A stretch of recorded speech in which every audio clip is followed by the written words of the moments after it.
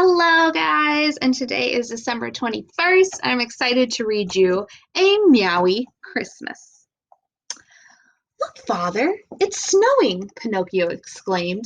I guess that means it's time to get ready for Christmas, Geppetto said. Figaro meowed.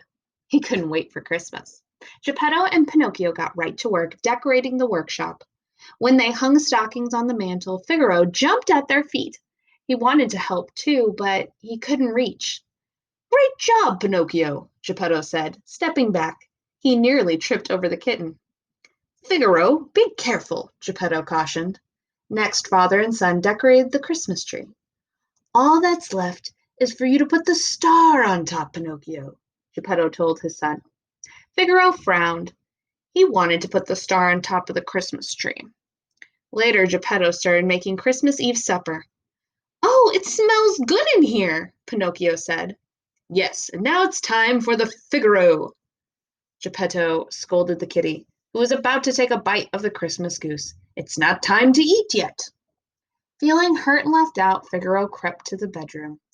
He would spend Christmas where no one could find him, beneath Geppetto's bed. Under the bed, he noticed a large pile of presents. Not one was for him.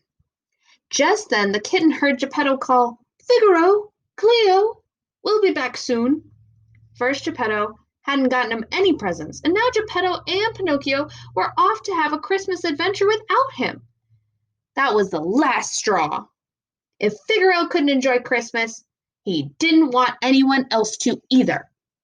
When the door closed, Figaro clawed the wrapping paper on the presents to pieces. Then he leaped at the Christmas tree, knocking all the ornaments to the ground. Just as Figaro was about to sink his teeth into the Christmas goose, he heard Jiminy Cricket.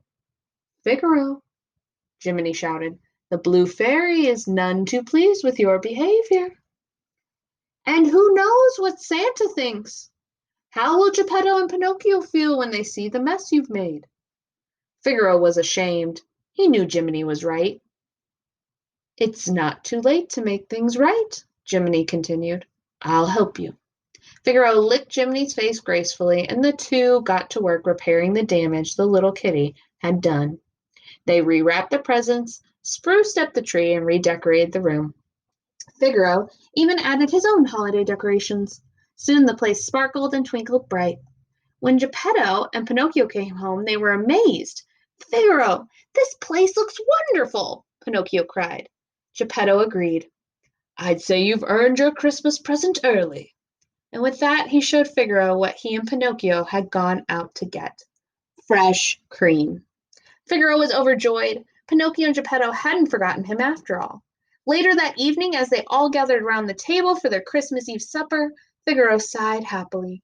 He realized that Christmas wasn't about gifts or being the one to hang the decorations. It was about spending time with family.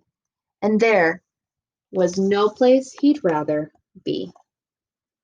Little Figaro. All right, I will see you tomorrow on December 22nd.